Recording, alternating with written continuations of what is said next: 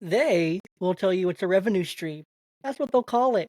But we're going to call it like it is. Higher cost for you and for me. From the trails to the tolls, it's getting expensive to live, drive, and honestly, just exist in Washington State. Welcome to the Evergreen Report, where we make the news local and put power back in your hand. And today, you guessed it, fees, fines, broken promises, and more taxes coming to you, and of course, less joy in your everyday life. Let's jump in today. So, I'm your host, Jay, of course, and today we are talking about how the fun is getting taxed straight out of Washington State. Yes, they are taxing the fun and the joy out of Washington State. And ironic that Democrats are taxing the fun, the joy out of things, as their whole slogan in the 2024 presidential campaign was joy, joy, joy, joy. But I digress here. So let's jump into this right away. We got 1, 2, 3, 4, 5, 6, 7, 8, 9, 10. We got 10 bills. I'm going to try to cover them. I got about 30 minutes to do so. So I'm going to jump right in and get onto these. So the first one, and this is a crazy one in itself, is Senate Bill 5801. This raises the gas tax by 6%, 6 cents a gallon starting in July 2025 with annual inflation bump. It will also extend the Tacoma Narrows Bridge tolls, which were originally set to expire, and then also new fees on EVs, hybrids, luxury cars, bike sales, and even sports event tickets. Yes, you heard it. You heard it. There's just so much great stuff here, right? So much good. Increases in electric vehicle fees and hybrid registration costs because they want you to go green, but they want you to pay for it if you do. New taxes on luxury vehicles, including electric bikes and large event ticket sales. So, you like going to Mariners games? I don't think you do, because they're going to cost even more. You like going to a Seahawks game? No, you don't. Kraken? Nah. Let's start taxing, making it harder for people to attend these games, less affordable, so that either these big billion-dollar franchises have to drop their prices, which they won't, or we'll end up like Oakland and we'll lose all of our sports teams. A higher rental car and peer-to-peer vehicle sharing taxes, so more. So if you want to get home safely on an Uber, it's going to cost you. It's going to cost you. The tolls on the Tacoma Narrows Bridge, beyond the initial debt repayment, so more, tolls for who knows what, and expanding tolling to the entire SR 520 corridor, which I think I got caught on that once because I didn't know it was a toll thing, and I got caught on it once, and then the bill ended up in my mailbox a couple weeks later after visiting Seattle, and I was like, "What the heck is this? This is crazy." So gas tax would go up from 49 cents per gallon to 55 cents per gallon, with annual inflation adjustment starting in 2026, when we already have the third highest gas prices in the nation. The rest of the nation, nice and green, good gas prices, going down under between $2 to $3 somewhere in there. Most of the nation, but except not Washington, not Hawaii, not California. Let's be the most expensive we can. Electric and hybrid vehicle owners will see higher registration fees, with rates increasing from $100 to $150, and additional inflation-based increases annually. So just to register your vehicle, keep it registered, is going to cost you up to $150 now, with more to come. Luxury vehicle purchases over $100,000 will be subject to a new 10% tax, affecting high-end car buyers, which they'll just go somewhere else. We just won't have that business in our state. Large event ticket buyers will see a new $1 per ticket fee, impacting sports fans, concert goers, and convention attendees. Then tolls of the Tacoma Narrows bridges will continue past their original expiration date, meaning no relief for commuters who expected tolls to end. Which, of course, broken promises again. Because why stick to it? Why stick to it? If the state wants green energy and clean transit, why raise EV prices too? You want green energy, you want clean, and you want climate control, but you're going to raise the EV fees for those who have those vehicles. If I'm an EV owner, I'm looking at this and be like, well, I might as well get a gas car. It's cheaper to maintain, cheaper to register, cheaper for all these things. Insurance is probably cheaper. And if tolls don't end after repayment, what else will they keep charging for? Like, where is this money going? What is it for? Higher costs. Why not just reallocate? Again, this is a common theme. Every time we talk about taxes here on the pod, it's about reallocating existing funds to avoid placing more financial burden on drivers. You know, let's keep keep keep taxing them, keep tolling them. Expanding the tolling on the SR 520 beyond the floating bridge increases cost for daily commuters. The solution here: ensure toll sunset as originally planned to prevent never-ending fees. But again, what are they going to do with this money if they get it? If this passes, what are they going to do with it? Who knows? We already have one of the highest gas taxes in the country, so let's hurt our working families, truckers, and businesses that depend on fuel prices. Tolls never go away. More broken promises. Keeps it going indefinitely. This bill will keep those tolls going on the Tacoma Bridge indefinitely. Yay, indefinitely. Getting taxed more, for EV hybrid drivers, despite push for green energy. Doesn't that seem kind of weird that they're going to keep pushing for green energy, but they're going to tax you even more? Tax you even more? It doesn't make sense to me. So moving on, let's jump into the ledger, the Evergreen ledger here with policy bills with price tag. So 53 90 increased fees for the recreational access and veteran pass changes. So this actually already passed, and now it's going to the House. But first, I should probably back up before I jump into more bills here. Is if you hadn't heard, the Democrats did pass their proposed budget through the House, through the Senate, and then it got to Ferguson, decided into law, and he said, no, I'm not doing that. I'm not pushing that. And the only reason he did that was because of which one was it? It was either the B&O or it was the property taxes. Or I can't remember which one exactly, but he cited one of the taxes in that budget and said, no, we're not doing this, which could very well be a facade saying, take this one out, I'll pass it. Pass all these other taxes, but take that one out to make it look good, like we did something to help the people, when really we're going to hurt the people more and more. So just remember that. So I do have to applaud Governor Ferguson for that, for not passing this crazy budget. Maybe look at the Republican budget and look at how that's pretty close to being able to balance our deficit and, you know, reallocating funds and while not creating any new taxes on people. Because why create new taxes when you could just reallocate money? That's the theme here. Okay, so higher Discover Pass fees and cuts for veterans. So the Discover Pass will go from $30 to $45. This already passed. Disabled vets lose free campsite reservations. So vets are losing free campsite reservations. Off-roaders get a break, but most outdoor lovers pay more. So hikers, campers, outdoor enthusiasts will pay more for a Discover Pass. It's still a great bargain, $45 for a Discover Pass up to 2 cars. Still great, $10 for a day pass still, but it's making it less affordable. If $30 is all you could pay, a low-income family, all you could do for $30, and that covered you for the season to get out with your family. Now it's $45. Where's that extra $15 going to come from? You don't have it. You're trying to pay for groceries, eggs, gas, which is already crazy high. I was in Leavenworth and I paid $4.30 something a gallon for gas. It was crazy. It's like, why? This is insane. Then I get back home and it's $4.19. I'm like, well, okay, big difference there. But that almost 20 cents makes a big difference there. Big difference. So hikers, campers, outdoor enthusiasts will pay more for the Discover Pass, increasing revenue for state parks, wildlife areas, and natural resources, as they say. This also makes minor adjustments to off-road vehicle access and pass eligibility requirement. Also, removes the free benefits for disabled veteran. Minor adjustments here and there. Revenue threshold for pass sales distribution increase, ensuring more funding for Washington State Parks before excess revenue is shared with other agencies. I really don't believe it. What are they actually going to do? Off-road vehicle users get a break. A Discover Pass is no longer required for vehicles transported on another vehicle, displaying a valid pass. So if you have like an RV and you're hitch up your car to it, off-the-road vehicle wouldn't cost you extra for that. So you'd be able to do a little bit more there, which is fine. But not everyone has an RV. A lot of people who have the Discover Pass, they're going with their car that they use every day to go to these hikes in different parks and things like that on a regular basis. This will help essentially keep the parks open and funded, prevent state park budget cuts and closures, ensuring long-term maintenance and facility improvements, adjust revenue distribution to reflect modern funding needs, helping Washington's outdoor recreation system remain financially stable. It eases the off-road restrictions, off-road recreation, so you no longer need a separate pass. So reducing the red tape for outdoor enthusiasts. Of course, the cost is really going to be something different here. A solution here: offer discounted passes for lower income families. Make that income requirement thing. If you make above this much, you have to pay the 45. If you make below this much, you pay the 30. To make it affordable, makeable, accessible for everyone. They're all about accessibility until when it comes to taxes, and it doesn't benefit them. This also removes the free benefits for disabled veterans, which is really sad. Lifetime disabled veteran pass holders will now have to pay a campsite reservation fee, removing a long-standing benefit for those who serve. Why don't we just maintain this reservation for low-income or severely disabled veterans while adjusting revenue distribution fairly? Like, that's the fair part of this, right? Like, this isn't fair at all to the veterans who served our country.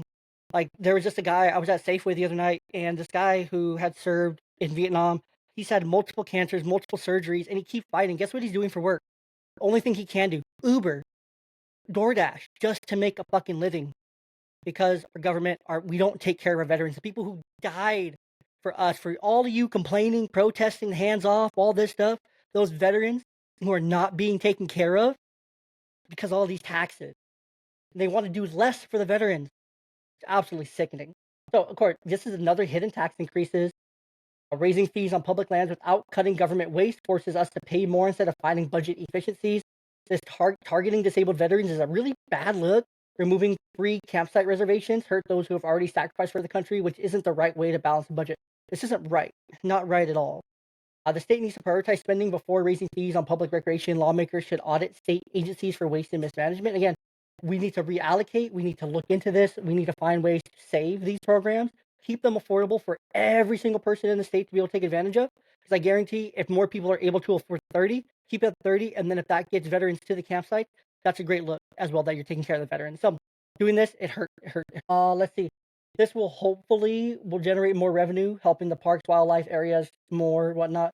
Veterans who previously camped for free will now have to pay reservation fees, reducing this long-standing military benefit. That's not good. There's no state tax increase here, but higher costs for individuals who visit these public lands. Yes, they need funding, but it should come at the cost of accessibility for lower incomes and veterans. They shouldn't come at that cost. It's not okay. A better balance needs to be found, in my opinion, for keeping fees lower for essential users while ensuring sustainable funding for outdoor recreation. Instead of raising fees, lawmakers should have first looked at wasteful spending in state agencies before passing costs on to citizens. Very common theme here. Let's jump down to 2031 hunting and fishing license type. Do you like how much your licenses cost? Well, guess what? Democrats don't. This bill modifies recreational hunting and fishing licenses, increasing some fees while restructuring others. Key provisions of this bill include increases in hunting, fishing, and hunting licensing fees across most categories, new license structures for small game and big game hunting, adjustments to special hunting permits and catch record cards, changes to discounts for veterans, seniors, and disabled individuals, increase in administrative penalties for noncompliance with reporting requirements. So, local impact here. Hunters and anglers will pay more for license and permit with higher costs for multi-season and special hunt permit. Veterans, seniors, and disabled individuals still receive discounts, but some categories see reduced benefits. Revenue will fund conservation programs, wildlife management, and habitat restoration. Small game and migratory bird hunters now face additional tag requirements for some species. So, again, a lot of this is agenda driven, in my opinion, when it comes to the small game, migratory bird hunters. Like, they're birds, they reproduce. It's nature. If these things are available to hunt, they've been available to hunt. Now we want to protect certain species and whatnot. That's fine. Take them off the huntable list. Hunters won't have a problem with that. Let them repopulate and whatnot. We'll hunt something else. It's really not that big of a deal. It's easy to do that. This supports conservation and wildlife management, ensuring long-term sustainability of hunting and fishing resources. Enhancement programs for game species are preserved through dedicated funding streams. Again, just take them off what you can hunt. Hunt something else, fish for something else. If you catch something, release it. It's not that big of a deal to people. If oh shoot, that's on the conservation list, I can't hunt, I can't keep that. Okay, I'm going to release that. No big deal, kind of thing. Let it move on with his life. This bill restructures small game and big game licensing to streamline the process for hunters. So simplifying the license categories. New combination licenses allow bundled purchases, making it easier for users to get all necessary permits at once. That is something really nice. A higher cost, of course. License fees for fishing, hunting, and special permits increase. This could discourage participation. Let's maintain affordable options for our youth, seniors, and low-income residents. Pretty simple solution there. Reduced benefits. While some discounts will still exist, let's continue some free benefits have been removed or adjusted for our veterans and for our seniors. Solution: ensure that our disabled veterans and seniors retain meaningful access to outdoor activities. This is really important for those two populations, especially for our older adults, our seniors, and for our veterans as well. They need access to these activities, to the campsite, to hunting and fishing, just to keep their mental health good. We had an incident here in the Tri-Cities back in end of March, about 2 weeks ago now, where a man jumped off the bridge and committed suicide, 67 years old. So, again, this is more increases, no major state impact, but it passes the cost on to you and me. Conservation funding is necessary, but fee hikes shouldn't discourage public participation, which they will. We should focus again on budget efficiency before increasing fees. Veterans, seniors, and low-income residents should retain affordable access to outdoor recreation. It's important for everyone. It's good for everybody. But costs go up, fewer people engage, and that's not good for everyone. Not good for anyone. Let's jump into 2035 and This one, where is it? 2035. 50% increase in liquor license fees. So this bill raises liquor license permit and endorsement fees by 50%, impacting businesses that sell, manufacture, distribute, or serve alcohol in Washington. The Liquor and Cannabis Board is required to implement these fee hikes, which will generate new revenue for liquor enforcement and the general fund. What's the general fund? Please tell me what is in the general fund. 90% of the revenue will go into the general fund, not enforcement. 90%. So only 10% of all this money gained from this amazing license increase will go to actually enforcing it, but 10%, only 10% does, 90% goes into the general fund. What is the general fund? So your local bar, your local restaurants, distilleries, breweries, liquor stores will face higher licensing costs, potentially passing these costs on to you through higher prices. So if you like those good old wineries in Leavenworth, here in the Tri-Cities, we have plenty of them. If you like those and you think they're pretty affordable and they're nice to go out and do some wine tasting, those tours are about to go up in price. Because who's going to pay for it? The business is going to eat those costs. They can't. They're probably barely making enough to keep everything going. They're going to pass those costs on to you and to me, which small independent craft breweries, distilleries, and wineries may struggle to absorb the increased fees, impacting their ability to operate and expand. It's going to hurt new businesses. It's going to hurt someone with a dream. Oh, I've always wanted to open a cider house, a tap house. That would be my dream. I'm going to do it. And then boom, 50% increase in liquor license fees. I can't afford that. I didn't plan for that. I just opened last year. Businesses go under. Businesses fail because of something like this. It could have been the most amazing spot, delicious food, great drinks, great atmosphere. Boom, tomorrow it's closed. Can't afford these fees. What happened? More revenue for state enforcement, as 10% is the new fee revenue will go to the enforcement activities, while 90% goes to the general fund. Can anyone please tell me what the general fund is? There's no direct increase on alcohol taxes, but businesses will likely adjust pricing to offset higher operating costs. This will increase revenue for public services, so helps fund liquor law enforcement, public safety, and regulatory oversight, but only 10% of it does. Modernizes liquor fees, which haven't been adjusted since 1997, which is okay. I don't think we got to go 50%. I think you can do this gradually over like a 10-year, over a 4-year period or 5-year period, 10% per year to help manage it. Instead of just here's a 50% liquor license hike. And I think also this needs to have a structure for small businesses rather than a blanket 50% increase. Because maybe some businesses only sell like some beer and things like that, but you're gonna tax the crap out of them to keep this fee, and that's not right. That's not fair to them. Not fair at all. Of course, this is gonna come right back on the consumer. Liquor sales are already heavily taxed in Washington. Businesses already pay significant alcohol taxes. This fee to hike further discourages investment in the industry. Craft breweries, wineries, distilleries will take the biggest hit. Washington prides itself on local alcohol industry, yet this bill makes it harder for small producers to compete. 50% increase in all liquor licenses, permits, and endorsements. 90% revenue goes to the general fund, 10% to the enforcement, which you're only going to spend 10% of all this money to enforce it. That doesn't make any sense. Which this will lead to businesses closing up, price increases, companies adjust to higher licensing costs, and that's not just going to be with the alcohol. They're going to increase it up and down their menu. They're going to increase it in their food, in their soft drinks, everywhere on their menu. You're going to see the increase that they're paying. It's going to make eating out, trying to enjoy a nice night out, good date night, less affordable when it's already unaffordable. Dang near to go and enjoy those things. Anywhere that sells alcohol is going to be impacted. Movie theaters, bowling alleys, arcades, restaurants, everywhere. Could affect prices at Walmart, Target, gas station, everywhere. It's already expensive. It's going to become more expensive. This is essentially a tax increase on liquor businesses without calling it a tax. The state should ensure that funds go directly to the regulation, not just the general fund. And then a tiered increase for small businesses versus large corporation would make way more sense and ensure that more businesses are able to stay afloat here. As well. Let's see. This one's just a really stupid one. I don't get it. It's just one of those equity bills. But as this is House Bill 1517, $2 tech device tax. This adds a $2 tax to smart devices over $250. The revenue will go to a digital equity programs, broadband literacy, etc. It's a small tax, but a big precedent. Once it starts, it rarely stops. So again, it starts at $2, which the funds will go to the state's digital equity account, with 30% transferred quarterly to a new learning device and technology account. This would take effect June 1st, 2025, if it passes. So every time you get a new phone, you're going to pay $2 more. Digital inclusion programs will receive new funding, helping low income, rural, and elderly populations access internet and digital tools. Retailers must manage tax collection and remittance, adding compliance costs. Potential long term benefits of in digital literacy and broadband expansion, especially in underserved communities, which is, just some of the impact of the bill. Green flags here, of course, expands internet technology access, providing the funding for low income families, rural residents, seniors, supports schools, libraries, digital literacy training programs, helps fund media literacy, which, of course, media literacy, when it's on a bill like this, isn't true media training, true media literacy. Portion of funds go towards program promoting internet safety, media literacy, and responsible digital citizenship.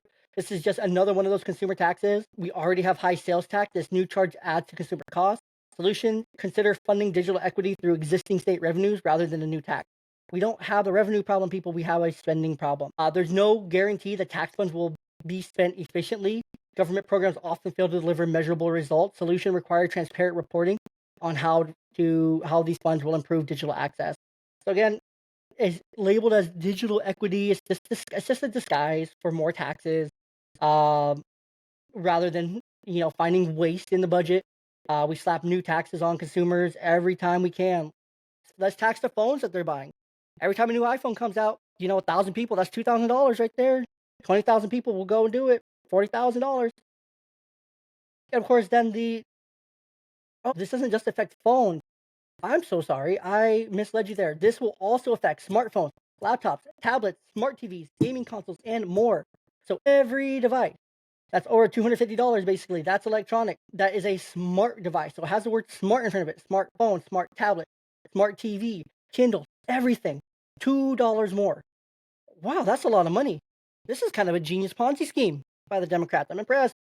But then the retailers have to handle the compliance, which may lead to administrative costs, which will then cause costs will be passed on to you and me, the consumer. Lovely. So we'll see how effective this is. This one doesn't. There's no sunset clause on this one either. So this, once in place, this tax could expand into the future and beyond and be increased and whatnot. But of course, why take a look at fixing anything when they could just tax us more and do more? Let's see. Tobacco tax would 2033 expands the tobacco tax to synthetic nicotine. So that's on your Zyn. Again, cigars, 90% of taxable sales price capped at 65 cents per cigar. The tax rates would apply as follows. Where does it go from then? I don't know. I don't know. So price increases for Zyn, vapes, nicotine pouches. Retailers will likely adjust the pricing and tax collection on nicotine products, adding compliance costs. So it's going to be more money from you, for more money out of your pockets if you use these products. General fund gets a revenue boost, but funds are not specifically allocated to public health initiatives. So this money is just going to go into the general fund, and who knows where it's going to go from there. We don't know. We don't know. Let's see. Nicotine users will pay into the system, helping offset healthcare costs associated with nicotine use. Helps level the playing field by taxing synthetic nicotine the same as tobacco-derived nicotine. Higher prices may discourage youth and non-smokers from picking up nicotine habits. Aligns with efforts to reduce nicotine dependency through taxation. So we're going to try to tax you out of it instead of giving you education as the reasons why you shouldn't do it. This could also hurt smokers trying to quit. Um, you know, it switching to nicotine alternatives like pouches or vapes will now face the same high tax rates as traditional tobacco products. So why quit smoking? It's going to cost the same anyways.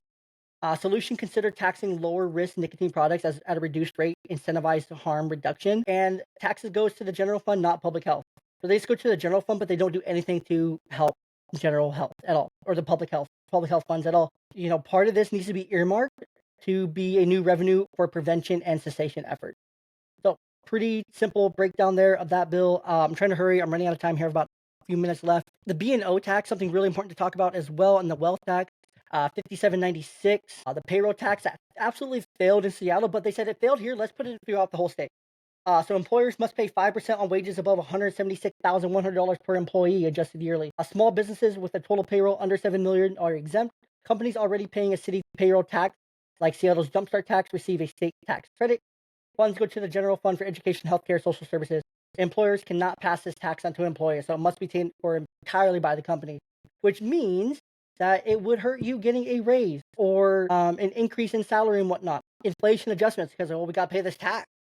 Can't afford that. We got to pay this tax and it's going to go over here instead. Sorry. Could also hurt hiring, reallocation. It's going to drive jobs out of the state, especially hurt our tech and our finance sector. I know Microsoft, Amazon, other big companies have already spoken out against this tax as well. So something to keep an eye on here. This would only apply to the top 17% of businesses in the state, avoiding burdening small business owners. But again, those big businesses, they're going to move. They're going to leave. They may move more of those executive roles to low tax states like Texas, Florida. But we have to ensure that tax funds directly benefit businesses, heavy metro areas like Seattle, Bellevue, and Revenue. If this is going to go through, revenue goes to the general fund, not a dedicated use. That's a bad thing. There's no guarantees the funds would be used for education or healthcare, despite claims of supporting public services. Require earmarking of funds for specific programs to ensure accountability. So on to the next, the wealth tax. The wealth tax is absolutely insane. Senate Bill 5797, wealth tax on financial assets over $50 million.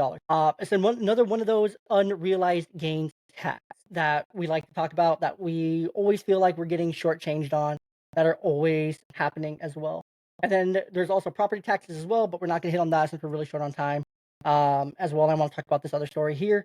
Statewide tax wealth tax. This bill imposes a tax on financial and tangible assets such as stocks, bonds, ETFs, and mutual funds owned by Washington State residents with more than 50 million in such assets. The tax rate is $10 per $1,000 of taxable asset. So every $1,000 over the 50 million, $10 per.